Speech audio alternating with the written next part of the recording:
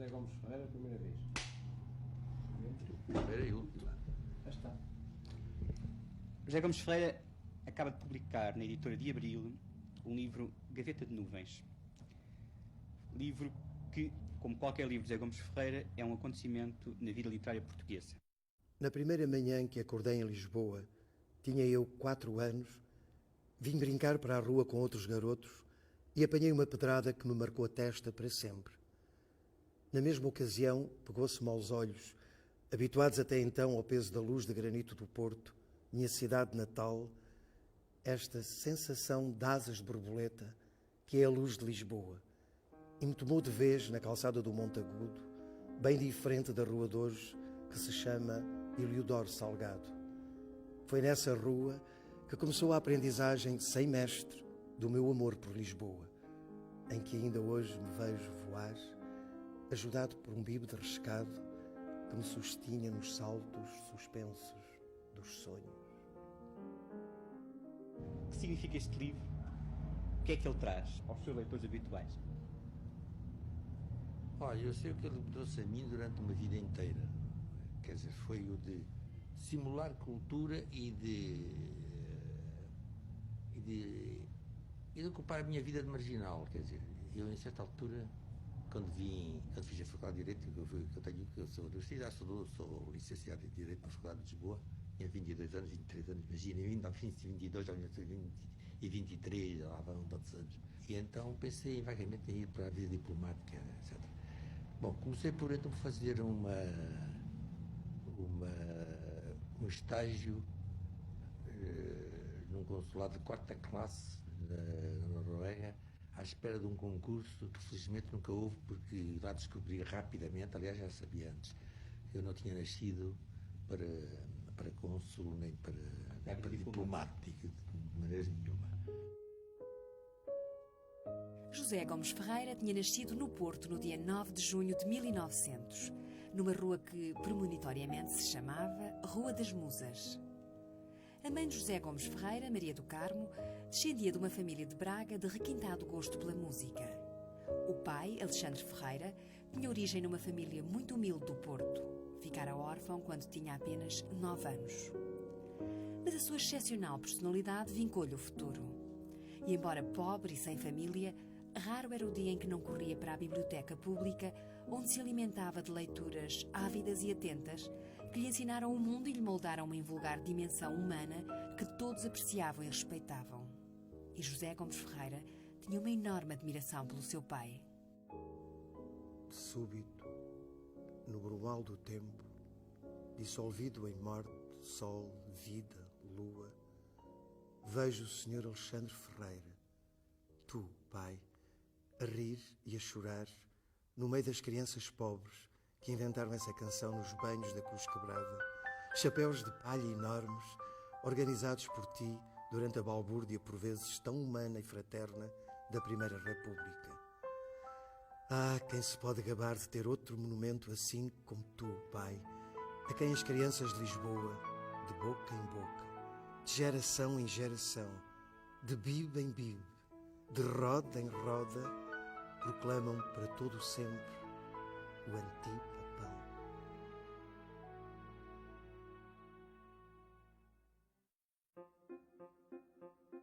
Alexandre Ferreira foi uma grande figura da República.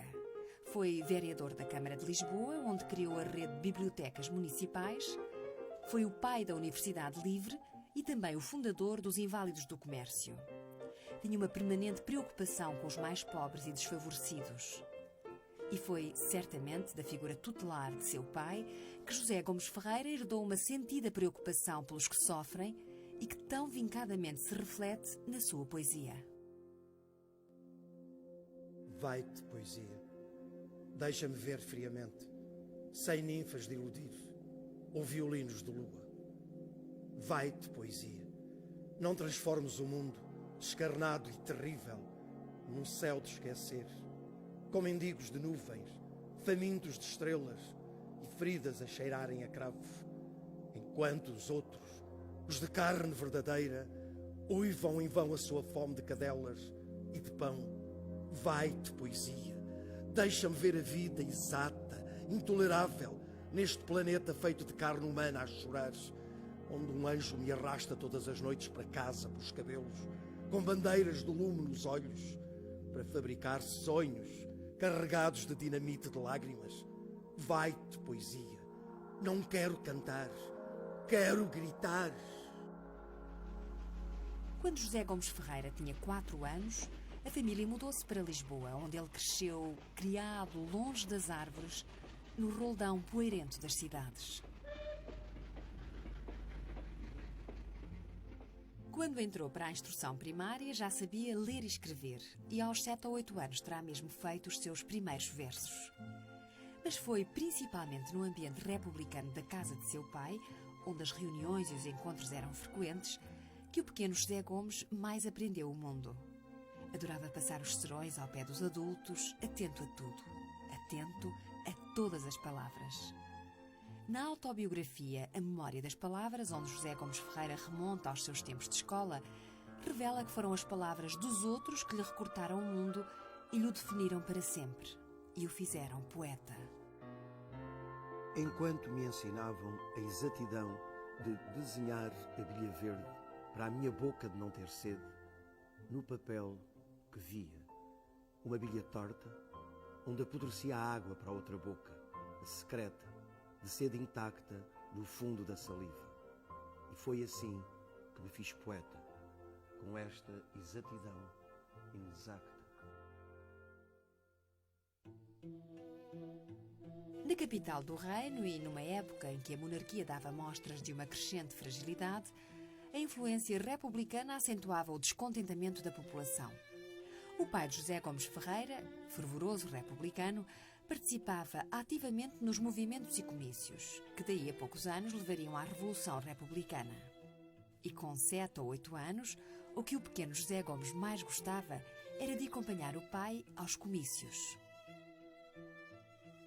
Não me sentia deslocado no meio daquele povo de bigodes carbonários, peras republicanas, lavalières cívicas, cocos, livros pensadores e nuvens de fumo nos olhos.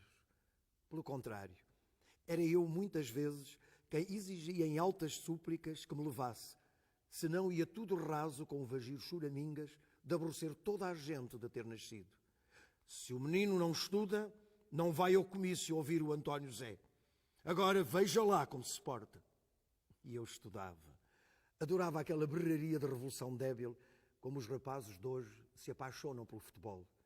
Sabia de cor os nomes dos tribunos, conhecia-lhes os estilos, as imagens prediletas, os argumentos infalíveis e as apoteoses finais com girândolas de pombas e palavras a estourarem fósforos de cor. Vendo no pai um monumento, muita influência dele naturalmente colheu. E tal como seu pai lera, quando ainda era criança, também José Gomes tinha na leitura o seu principal passatempo. Aos 10 anos li de uma vez para sempre Os Miseráveis e o 93 de Victor Hugo. Leituras que, aliadas ao fervor republicano que se vivia na casa do pai, vincadamente marcaram o seu perfil. Afoitar-me-ei a revelar as memórias políticas dos meus 10 anos, debilmente loiros e educados pelo Victor Hugo, do 93 e dos Miseráveis, quando sonhava morrer nas barricadas, erguidas pelo povo, de mãos nuas, contra os tiranos. E terá sido assim, profundamente empolgado pelo ideário republicano e socialista, que o pequeno José Gomes Ferreira assistiu à Revolução Republicana.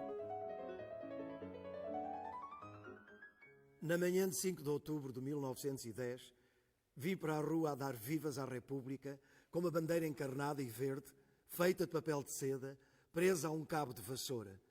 Aprendi a cantar a portuguesa durante o enterro de Cândido dos Reis e Miguel Bombarda. Nem um polícia. Era um povo de mãos dadas que continha a multidão aos vivas.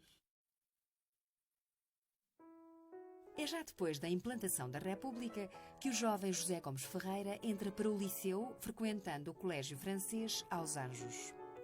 E enquanto nas memórias da sua infância reconhece ter sido um cábula na escola, afirma a grande saudade que guarda de alguns dos seus mais queridos professores. Dos professores, recordo-me principalmente João Soares, meu mestre de Geografia, e do Padre Fiadeiro, antigo professor da rainha Dona Amélia e meu professor de português, que um dia, depois de ler um exercício meu, profetizou: hás de ser jornalista. Feito o 3º ano, matriculei-me no Liceu Camões, mas concluí o curso no Gil Vicente, onde no 6º e no 7º ano recebi lições de um grupo sensacional de professores que influenciou muito na fixação da minha vocação literária. De quase todos eles me tornei amigo. Newton de Macedo, Ângelo Ribeiro, Câmara dos Reis, Damião Pérez, Leonardo Coimbra. Leonardo Coimbra, que foi professor do meu pai no Liceu Gil Vicente, juntamente com algumas outras figuras que também foram importantes para o meu pai, teve uma grande importância para ele na medida em que lhe revelou a existência do grande Raul Brandão, que o meu pai sempre considerou como um dos seus mestres diletos, nomeadamente ele chamava-lhe o seu mestre secreto. E a certa altura o meu pai conta que numa conversa de café, Leonardo Coimbra lhe terá dito: rapaz, conheces Raul Brandão?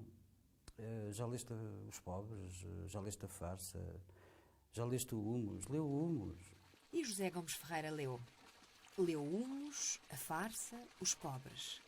Leu também Guerra Junqueiro, Gomes Leal, João de Deus, Teixeira de Pascoais, muitas vezes sentado no banco que havia no jardinzinho do velho Liceu Gil Vicente. Leituras que encheram a sua juventude e o ajudaram a descobrir como das palavras se fazia música.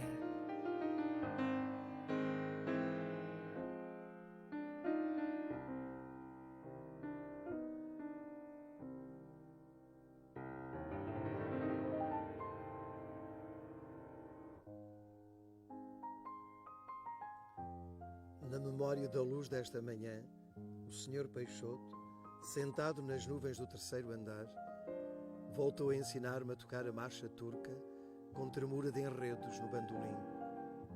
De manhã até à noite só pensava em compor música elementar. No liceu, um cábula.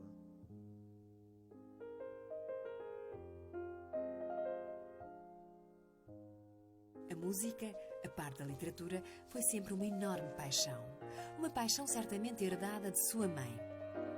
Por volta dos 14 anos chegou mesmo a formar um quarteto com os 2 irmãos e um primo. E aos 17 anos atinge a sua glória de compositor com Idílio Rústico, um poema sinfónico executado pela orquestra de David de Souza no Politeama.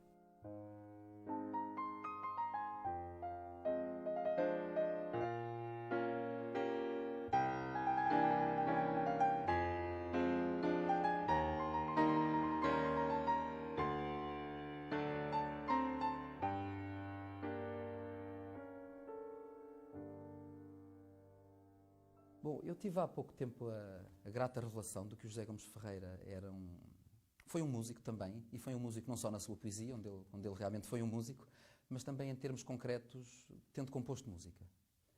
A música do José Gomes Ferreira constitui um corpo de obras relativamente, não muito extenso, mas que conta quase 2 dezenas de números. É composta essencialmente por música para piano. Essa música tem uma surpreendente qualidade, não é de todo o fruto de um amador que acha piada a compor alguma música, é o fruto de alguém que estudou música com muita seriedade, que foi um praticante profissional, digamos assim, ou com as condições para ser profissional. A música para piano inclui essencialmente pequenas peças de caráter, como pequenas valsas, poemas sem palavras, digamos assim. Muito curiosamente, inclui 3 obras que, quanto a mim, assumem uma importância notável, que são três fados para piano, que são tudo menos o que as pessoas estão à espera, 3 peças mais, digamos, trauliteiras, tentando traduzir um certo lado pitoresco do fado. Não, traduzem nas primeiras décadas do século XX, uma tentativa séria de alguém abordar o fado de um ponto de vista de um compositor que tenta captar uma certa essência naquela melancolia do fado e criar uma composição erudita, digamos assim, com base no fado. São obras muito interessantes, tanto do ponto de vista de inspiração poética, como do ponto de vista técnico e até do ponto de vista formal. São obras muito particulares, não são simples canções, são obras com muitas variações, com um certo desenvolvimento do material, que têm muita seriedade. É um caminho que a música portuguesa não seguiu muito. foi mais seguido um lado mais pitoresco da música popular. O José Gomes Ferreira mostrou que tinha em si a potencialidade para poder explorar uma música séria de inspiração popular de uma maneira muito original e muito particular. A maior parte da obra musical de José Gomes Ferreira foi composta enquanto na Europa alastrava a Primeira Grande Guerra e quando chegavam finalmente a Portugal os primeiros ventos do modernismo trazidos pela Orfeu. Pouco tempo depois começaram também a chegar as primeiras ondas de entusiasmo lançadas pela Revolução Russa de 1917. Mas em Portugal, perto do Natal desse ano, Sidónio Pais revolta alguns quartéis de Lisboa e toma conta do poder. A relação do meu pai com a política acho que sempre foi muito complexa e desde sempre também muito motivado pelo ideal da Revolução. Sabemos que ele, naquele ambiente agitado do sidonismo, do pré-sidonismo, desde logo tomou uma ação muito forte contra a ditadura do Sidónio. Portanto, havia uma série de conflitos naquela época perante a situação política que ele classifica como tendo sendo o primeiro fascismo europeu, do Sidónio. Mais tarde, entrado na universidade e com o levantamento monárquico do Norte, e em Lisboa, ele participou no assalto a Monsanto, do povo, que de facto subiu Monsanto contra as tropas que estavam lá entrincheiradas, digamos assim, as tropas monárquicas, e depois inscreveu-se no batalhão académico, já como estudante universitário, e foi para o norte, para a linha do Val de Voga, defender, portanto, o lado dos republicanos, digamos assim. No batalhão académico, pertencia à coluna do Abel Hipólito, com quartel-general em Viseu. Nas linhas do Val de Voga, fiz a minha estreia como orador. No fim do discurso, embora muito aplaudido, não sabia o que tinha dito. E resolvi nunca mais discursar. Já estava então matriculado na Faculdade de Direito de Lisboa e, como caloiro, haviam-me obrigado a entregar de joelhos um caracol do meu cabelo, a flor bela espanca. É durante os primeiros anos na Faculdade de Direito que José Gomes Ferreira se entusiasma com a leitura dos vários jornais de esquerda que começam nessa altura a publicar-se, lançando ele próprio, em 1921, um panfleto onde torna público um violentíssimo artigo intitulado Os Eunucos, escrito com enorme crueldade, tomando como alvo figuras como António Ferro ou mesmo António Boto. E vós, ó eunucos da geração, esperai pelos próximos artigos. Nós podemos não ter os 2 testículos da emoção, mas pelo menos um temos. E em terra de capados, quem tem um testículo é rei. Ele, na altura, por exemplo, escreveu um panfleto que arrasava tudo e todos, chamava-se Os Eunucos, que era extremamente violento e que provocou os maiores desacatos nos cafés da Baixa, com várias agressões, e em que ele próprio ficou bastante machucado, digamos assim, num desses confrontos. Todo esse ambiente, a sua própria indefinição também pessoal do que é que ele queria fazer, porque ele tinha-se formado em Direito e não tinha nitidamente vocação para advogado e não pretendia, tentou efetivamente, mas viu-se que não tinha de facto jeito nenhum para exercer a advocacia e então optou pela possibilidade da vida diplomática e assim acabou por ser colocado num pequeno posto na Noruega. José Gomes Ferreira parte para a Noruega em fevereiro de 1926. Vive na pacata cidade de Kristiansund, um dos mais importantes centros de comércio do bacalhau na Noruega, dedicando todos os seus tempos livres à música, à leitura e aos passeios, naquelas paisagens nórdicas que tanto o fascinaram.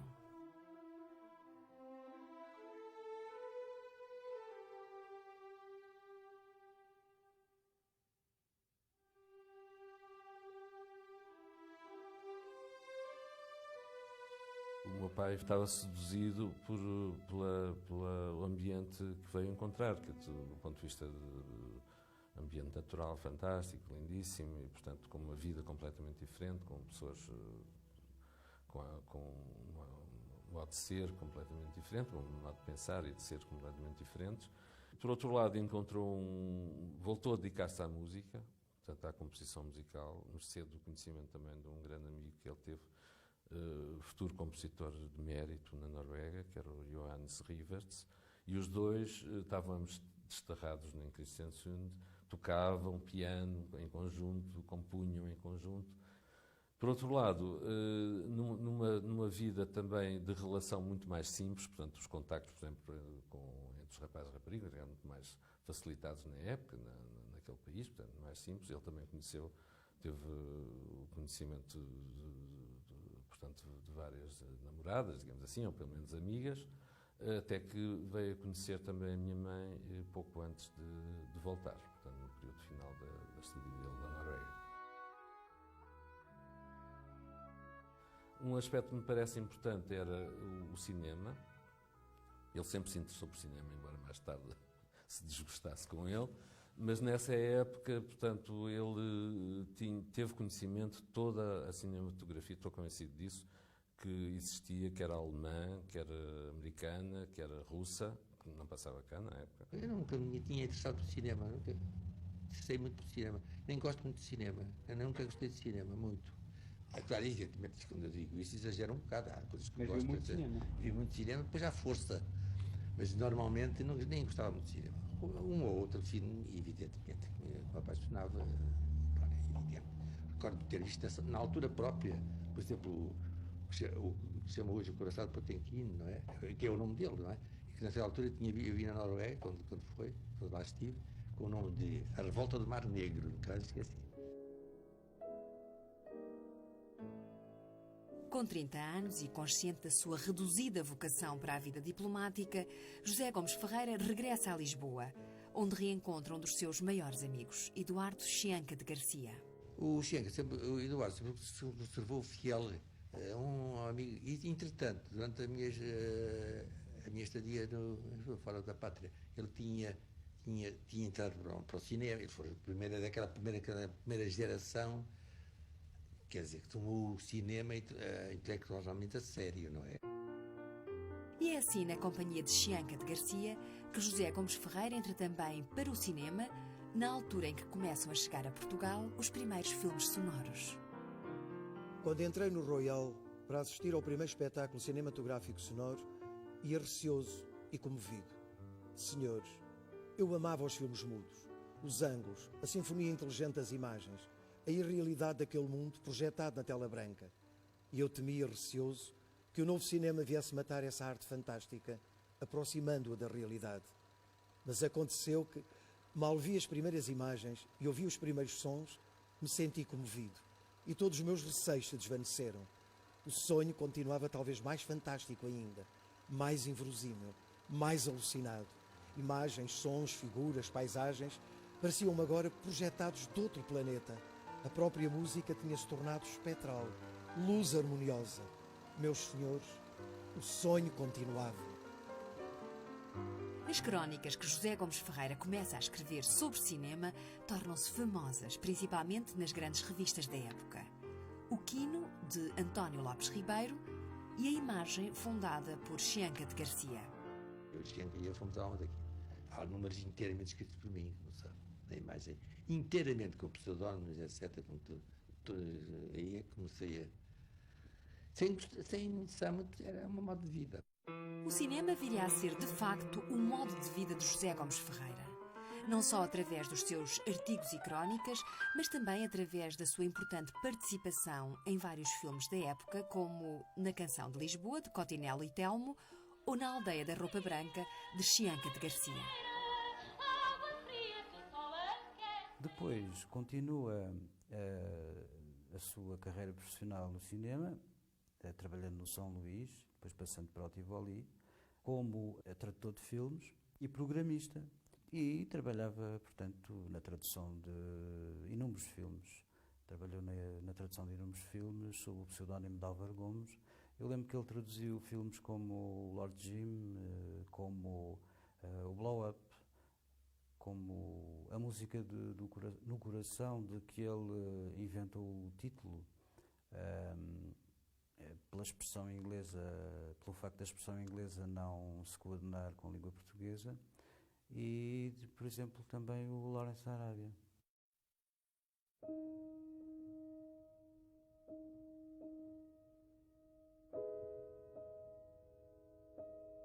Na noite de 8 de maio de 1931, num segundo andar da Rua Marquês da Fronteira, encontrei finalmente a expressão autêntica do poeta autêntico, há tanto procurada.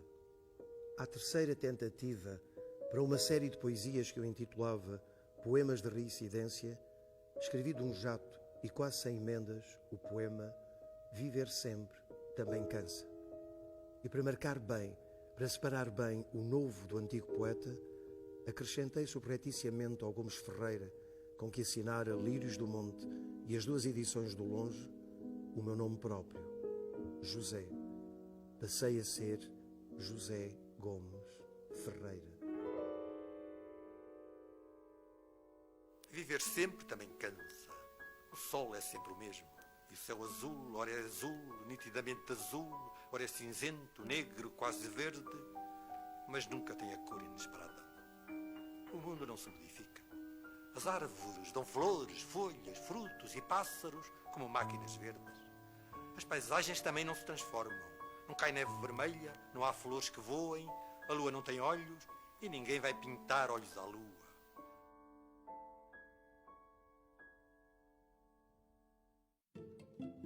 Em 1933, sob o pseudónimo de O Avô do Cachimbo, inicia numa revista para crianças chamada O Senhor Doutor a publicação de uma fantástica série de histórias que mais tarde reunirá sob o título As Maravilhosas Aventuras de João Sem Medo. De novo perdido nas veredas da noite, João Sem Medo, azoado de verniz e sono, refugiou-se na primeira toca do caminho e adormeceu como uma pedra. Acordou ao alvorecer com o arrepio de se sentir passeado por formigas que, ainda meio tonto da sonolência ramelada da manhã, não esmagou por milagre. Entretanto...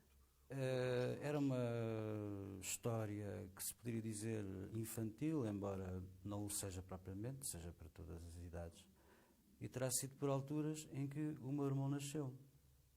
Curiosamente, passados cerca de 30 anos, quando eu tinha 10 anos, ele, por ideia do Carlos Oliveira, repegou nesses velhos episódios da revista e publicou-os em forma de romance.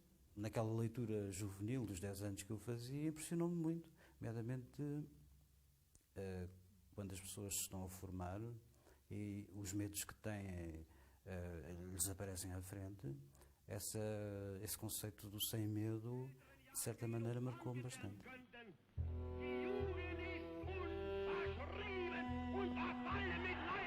Pouco tempo depois, começam a pesar sobre a Europa os anos trágicos trazidos pelo negrume da proliferação fascista. E Gomes Ferreira será, de todos os poetas portugueses, aquele que nos dá o testemunho poeticamente mais rico e humano da angústia sentida perante esse drama. Um drama que se agrava e profundamente o magoa quando, em 1936, rebenta a Guerra Civil Espanhola, que o leva a escrever um diário de raiva, explodindo em verdadeiros gritos poéticos, como nas palavras de revolta, logo após o fuzilamento de Lorca. Terra, endurece mais. Recusa-te a abrir em cova para esconder o poeta no silêncio das raízes. Deixa-o apodrecer no chão como uma madeira de carne de remorso.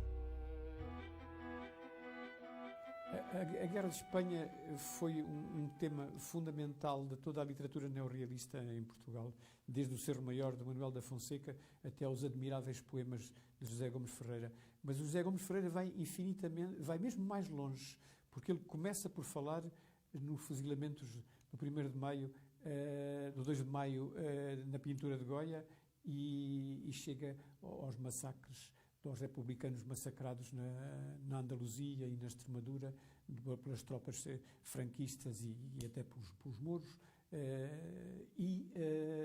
Aliás, José Gomes Ferreira igualmente se revolta contra os horrores do hitlerianismo na Segunda Guerra Mundial. Tem um poema terrível contra Hitler e fala, como ninguém talvez, na nossa literatura, dos campos de concentração. Especialmente um poema de que me lembro um longo poema sobre o campo de concentração de Buchenwald.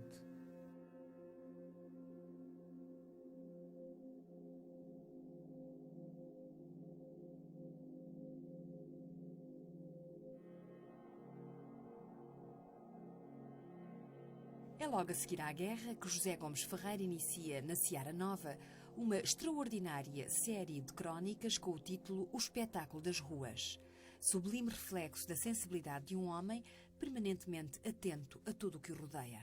Eu chego a aproveitar notícias dos jornais, como o capítulo que se refere à mulher, a uma desgraçada que foi buscar o filho a um hospital e o entregaram morto e disseram, vai enterrá-lo.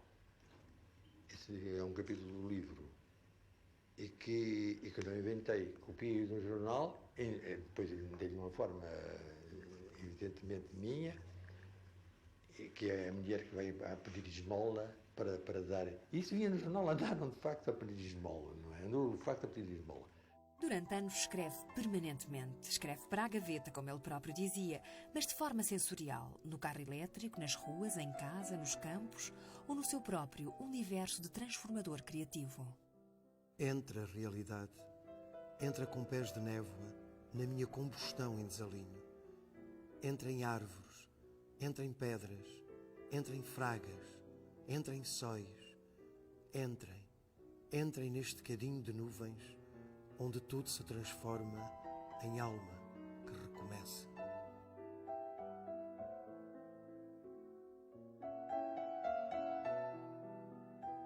Entretanto, numas férias com Lopes Graça, no Senhor da Serra, Gomes Ferreira conhece João José Cochufel e Carlos de Oliveira, de quem viria a tornar-se depois grande amigo.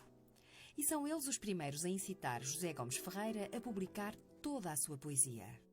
A maioria das minhas poesias estavam registadas em diários. E ali mesmo, no Senhor da Serra, organizei a primeira série com o título Província. Quando voltei a Lisboa, nunca mais larguei as gavetas a classificar o passado, ao mesmo tempo que não deixava de rabiscar papelinhos e mais papelinhos.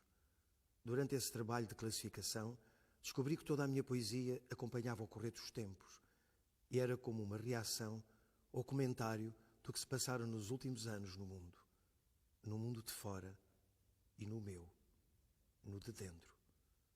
Amores, revoluções, férias, idas à praia, guerra, angústia, alegria, problemas, pontapés nas pedras, uma vizinha de elétrico.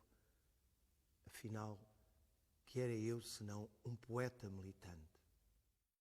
O José Gomes Ferreira foi um poeta militante, antes de mais nada, da poesia, transformando a poesia em alguma coisa que pudesse ser simultaneamente experimentada e relacionável com o tempo, de uma forma eminentemente crítica, contestatária, panfletária, fazendo com que todos os atos fossem emitidos a partir de uma visão da estética e da literatura que a exigiam realizada num campo de grande plasticidade, de grande rigor e de uma grande ousadia de formas e de soluções.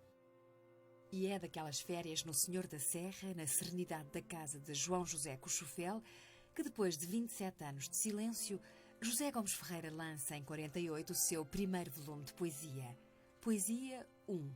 Na Poesia 1 eu gritei, tanto assim que muita gente ficou pasmada por eu gritar tanto. Eu menos fiz uma teoria, porque uma das coisas que eu tenho de vez em quando, é fazer teorias, a teoria do grito, não é? A teoria poética do grito poético, o grito. Berrar era o suficiente para mim, berrar era o suficiente para salvar o mundo. Ou dar um grito, por exemplo, lembrar-me dos escravos a transportarem as pedras para fazer as pirâmides do Egito. Para mim, e eu gritava, escravos, revoltai-vos, bastava ser revoltai-vos. Era o suficiente para, quer dizer, no fundo, é uma ingenuidade poética. Fui ingênuo, sempre fui ingênuo, porque os poetas são, ao mesmo tempo, sempre ingênuos, porque acreditam em si mesmo. Como são fazedores de coisas, supõem que só com com as suas palavras, conseguem salvar o mundo. José Gomes Ferreira é um poeta voraz de tudo o que se passa à sua volta. Uma guerra, um fuzilamento, um mendigo, uma flor, um pontapé numa pedra, a morte de uma borboleta. Tudo isso o poeta absorve, a tudo isso ele reage. Homem enraizado no seu tempo, operário de palavras e paixões, poeta impenitente que se negara a fazer mais de 20 anos e que um dia dissera: não fiques para trás, ó companheiro. Não fiques para trás, ó companheiro, é taço esta fúria que nos leva, para não te perderes no nevoeiro, segue os nossos corações na treva. Vozes ao alto, unidos como os dedos da mão, havemos de chegar ao fim da estrada, ao som desta canção. As canções rock são um género musicalmente muito eficaz, porque consegue encontrar a linguagem certa para transmitir uma mensagem que é uma mensagem muito forte e que tem a capacidade precisamente de nos fazer de nos dar acesso a um mundo musicalmente mais elaborado, precisamente pela fortíssima carga emocional, ideológica, se quisermos, e também estética, que é muito forte e por isso escapa ao habitual universo da música mais panfletária. Essa junção de uma música muito eficaz a uma poesia extraordinária dá-lhes um papel muito particular que escancara as portas da população em geral a um outro universo musical muito mais complexo. Viúvo de Ingrid Estnes, José Gomes Ferreira casa com Rosalia Vargas, já em plena madureza da vida. Tinha ele 50 anos. Rosalia, com o curso do conservatório, era mais nova. O meu pai, que tinha tido um primeiro casamento, a certa altura ficou viúvo e, passados alguns anos, encontrou a minha mãe, penso que terá sido nos acontecimentos da vida cultural lisboeta. A tua voz deu-me outra vez o calor da terra, o cheiro ao rasto das flores pisadas. E agora que me importa o céu, só quero a terra, ouviram? A terra redonda dos teus olhos de ninho quente. O meu pai continuava com a sua profissão de profissional de cinema, traduzia filmes, era programista e a minha mãe ajudava eventualmente até nas suas traduções de filmes e o meu pai continuava a trabalhar nos seus escritos. Na mesa da casa de jantar sempre ouvia música sinfónica.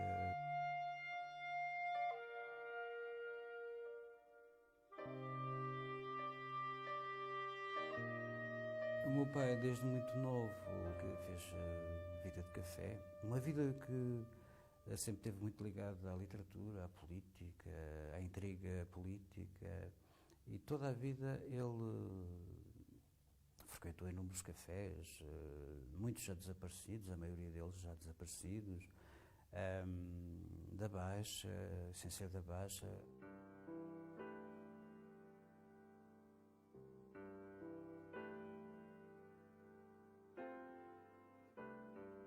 José Gomes Ferreira gostava de passear pela Baixa, sobretudo à noite, quando a Baixa era ainda o centro de Lisboa.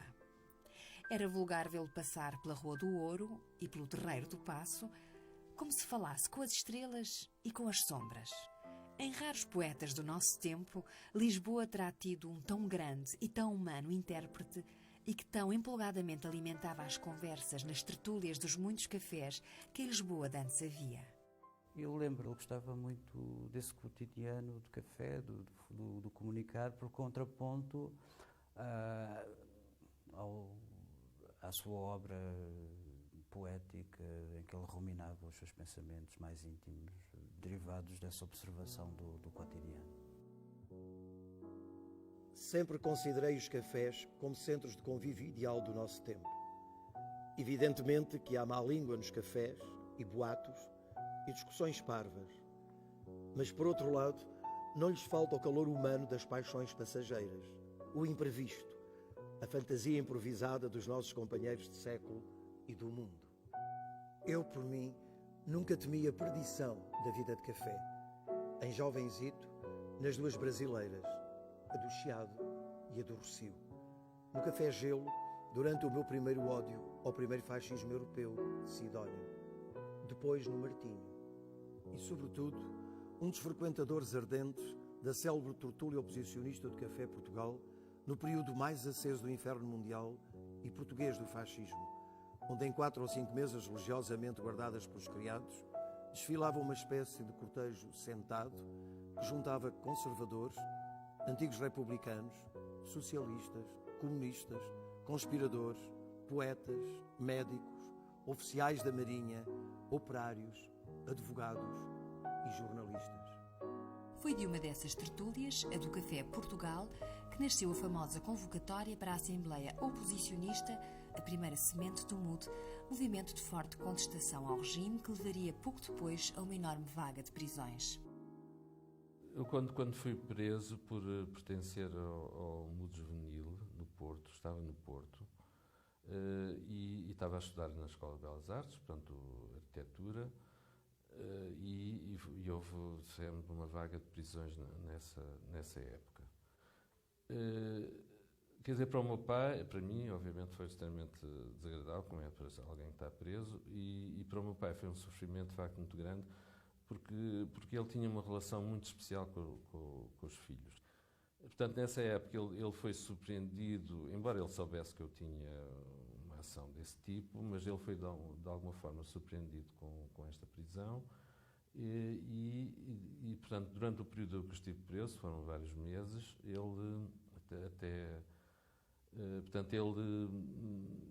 acompanhou-me o máximo que pôde, quer dizer, inclusive ele fez esta coisa que escrevia-me diariamente, às vezes contando coisas curiosas da vida, tentando dar sempre uma reportagem da vida do dia-a-dia e dos acontecimentos que passavam. Claro que havia assuntos que ele não podia abordar, obviamente, porque a carta era censurada na PIDE, e, portanto, revelou mais uma vez quanto a mim, a sua estatura moral, digamos assim.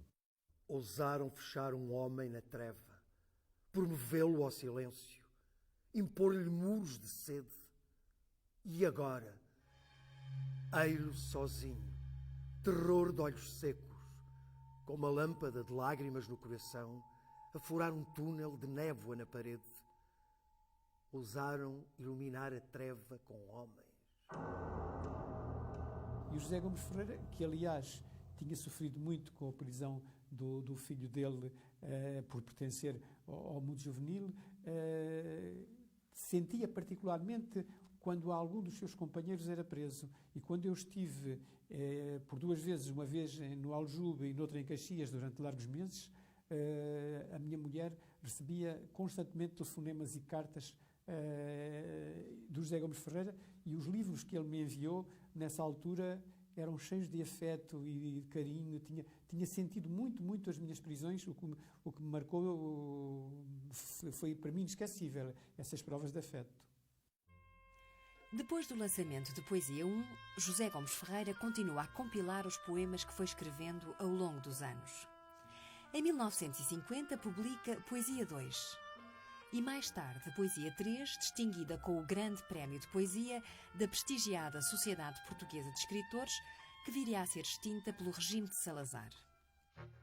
Entretanto, num terreno que herdara do pai, em Albarraque, José Gomes Ferreira começou a construir a sua tão sonhada casa de férias. Ajudaram-no muito na concretização desse sonho o enorme estímulo de sua mulher, Rosalia, e do filho Raul, que, recém-formado em arquitetura, foi autor do projeto.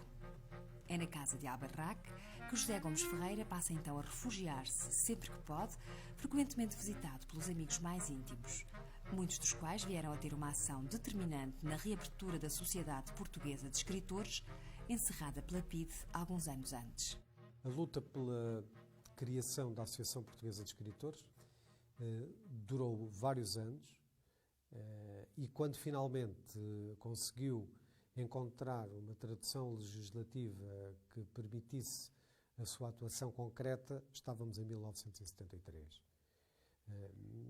Por essa altura, o José Gomes Ferreira era uma figura de referência, um homem respeitado e que suscitava um amplo consenso mesmo entre os seus pares, entre os escritores, e foi com toda a naturalidade e com toda a alegria que ele se viu, contra a vontade própria, deve dizer-se, colocado na função de primeiro presidente da Associação Portuguesa de Escritores, cargo em que, aliás, se manteve durante o tempo de um mandato que se viu atravessado pela madrugada do 25 de Abril, o que me permite dizer, sem nenhuma sombra de hesitação, que também a Associação Portuguesa de Escritores, presidida pelo José Gomes Ferreira, com grande satisfação dos escritores portugueses em geral, contribuiu para esse amanhecer da liberdade e da democracia em Portugal. Manhãzinha cedo, senti acordar-me o sopro da voz ciciada da minha mulher. O Favo telefonou de Cascais. Lisboa está cercada de tropas. Espreito através da janela. Pouca gente na rua, apressada. Tento sintonizar a emissora nacional. Nem um som. Daí a instantes a minha mulher insistiu, baixinho, muito baixinho, com medo de não haver realidade. Só funciona o Rádio Clube Português, que pede às pessoas que se conservem em suas casas. Aqui, posto de comando do movimento das Forças Armadas. Volto a espreitar pela janela da sala de jantar, a rua quase deserta. Os revoltosos estão a conferenciar com o ministro do Exército. Na rádio, a canção do Zeca Afonso. Sinto os olhos a desfazerem-se em lágrimas. Ainda assisti à morte deste maldito meio século de opressão imbecil. Abro a janela e apetece-me berrar. Acabou-se. Acabou-se. Após o 25 de Abril, José Gomes Ferreira foi quase uma bandeira da Revolução, no que ela teve de mais belo, no que havia de profundamente fraterno, de generoso, de grande carga de sonho na festa revolucionária que se seguiu a Abril. E ele esteve com todos os escritores junto da estátua de António José de Almeida no dia 1º de maio e aí nos concentrámos e depois separámos-nos também, mas marchámos unidos celebrando a liberdade da palavra, quer dizer, o fim da censura. No dia 10 de maio de 1975, iniciou-se nas instalações da Biblioteca Nacional o Congresso dos Escritores Portugueses, acontecimento cultural extremamente importante, cuja necessidade se fazia sentir muito fortemente desde o 25 de Abril. Talvez muitos dos camaradas não tenham ainda pensado no seguinte, é que este é o primeiro congresso de escritores que se realizou na história portuguesa, não é? Pelo menos, eu que já sou muito velho, não me lembro, não é? Desde 1900, quando eu nasci, não houve, com certeza, e anteriormente não houve. Quer dizer, este é o primeiro, historicamente, o primeiro congresso de escritores portugueses. É para mim, absolutamente, e para todos, suponho eu, absolutamente inimaginável, como é possível estar um presidente de ministério connosco, escritores. Isso nunca aconteceu.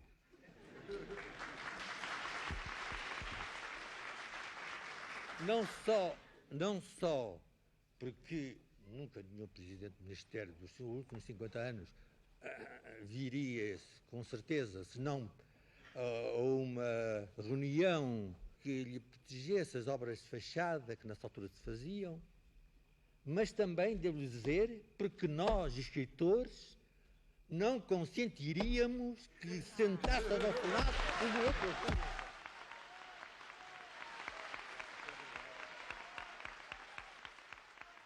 Com material escrito nos jornais ao longo de 1975 e 76, organizei então 2 livros da crónica do homem comum durante os 2 primeiros anos da Revolução, com os títulos Revolução Necessária e Intervenção Sonâmbula. Depois parei quando veio o que chamo o Termidor Atrasado. E para não deixar de escrever, dediquei-me ao teatro, imagine. José Gomes Ferreira, de quem tive o privilégio de ser amigo, disse um dia que se recusava a ter mais de 20 anos. E a verdade é que ao longo da vida se manteve escrupulosamente fiel a esta profissão de fé. Tanto assim que fez 20 anos por 4 vezes. E sempre com uma juventude, como eu dizer, uma juventude imperecível. Prova disso é o facto de, aos 77 anos, ter publicado um livro de teatro, o primeiro livro de teatro e único, infelizmente, que continha 5 peças, a que ele chamou 5 caprichos teatrais inspirados na Revolução Portuguesa. São 5 textos de um grande poeta e de um potencial dramaturgo. Desses 5 textos eu gostaria de destacar o Subterrâneo. O Subterrâneo é uma peça em que José Gomes Ferreira põe um militante político que traiu as suas ideias e as suas convicções, dialogando com a sua própria consciência. É um texto muito forte, como aliás muito fortes são todos os outros caprichos, os velhos e os novos, Manhã Morta, o Comício. Só é pena é que eles sejam tão pouco apresentados. José Gomes Ferreira também encontrou, na nova geração do teatro, jovens talentos de quem viria a tornar-se grande amigo. Eu tive a ocasião de o conhecer, de dizer os seus poemas, com ele ao pé, que às vezes os poetas não gostam nada da maneira como a gente diz os poemas deles, mas o Zé Gomes, isso eu digo sem vaidade, mas enfim, com uma pontinha de vaidade, gostava muito da maneira como eu lia e dizia os seus poemas. E às vezes exigia que fosse eu próprio a ler os seus poemas, porque ele dizia que dizia muito mal os seus poemas, e ele de facto dizia muito bem a sua poesia. Hoje proíbo as rosas de nascerem diante de mim. Proíbo as deusas de dançarem nos olhos das crianças. Proíbo os corpos das mulheres terem outro destino que a morte. Sim, proíbo. E, baixinho, em sonhos, aos gritos no mundo, ordeno aos homens que venham para a rua descalços, para sentir nos pés nus o silêncio da terra e o terror de viverem num planeta onde os fuzilados não ressuscitam, nem os malmequeres protestam com flores de luto. Contra este sol continua a fabricar primaveras mecânicas e este cheiro tão bom a mulheres novas nas árvores consigo. O José Gomes Ferreira dizia de facto muito bem poesia, com ênfase, com força, dizia poesia com convicção, não só a dele, como a dos outros. E era um conversador admirável. Era muito bom estar à mesa com ele nos cafés, nas tertúlias. E ele era um conversador fascinante, porque sabia muito bem utilizar as palavras, punha o ênfase naquilo que queria dizer, soltava as frases com uma grande graça e utilizava muito bem os gestos. Era um homem com aquela belíssima cabeleira branca e ele gesticulava, tinha uma proa que era simultaneamente altiva, aristocrática e popular. E isso era até uma coisa curiosa para nós conversarmos já agora. Temos de recordar os velhos tempos, e isto é uma espécie de seres cardeais, não será? Para nós recordarmos os nossos velhos tempos. Velhos tempos, claro, velhos tempos. Cardeal. É verdade. José Gomes Ferreira, que um dia se negara a fazer mais de 20 anos, era agora um jovem com mais de 80. Ainda a sonhar que da terra saísse um braço e atirasse uma rosa para o espaço, a semear o recomeço límpido do tal mundo sem cóleras nem lutos com que José Gomes Ferreira sempre sonhara, onde tudo seria humano, até o homem. O dever principal, a obrigação e o dever principal dos homens é o de, nessa parcela da nossa galáxia que nos pertence, só nós temos consciência de que existimos, que só nós podemos transformar, e a nossa missão é de transformar o mundo com o nosso trabalho, com o nosso esforço, com o nosso sonho. Essa é a grande visão, é essa a grande missão do homem, em suma, não digo no universo, mas no pequenino, porque o universo é uma coisa que nunca mais acaba, uma coisa que até enlouquece pensar nisso, não é verdade? Mas na nossa pequena galáxia, A missão do homem é, de facto, transformar a terra no céu. Pujante de juventude, que se diria eterna, José Gomes Ferreira é uma bandeira incontornável da literatura portuguesa do século XX. Um século que ele atravessou de forma fulgurante, no sonho e no grito poético, a chamar o futuro com música, insubmisso, romântico. Eu, por exemplo, eu sou um romântico. Não se vê logo. Era assim José Gomes Ferreira, um homem do tamanho do século, poeta militante da palavra, da liberdade e do sonho. Olha, eu espero até o ano 2000, depois desisto. O ano 2000 ainda espero. Um bocado de esforço e tal. Depois desisto. Está bem. Então, ao ano 2000. Ao ano 2000.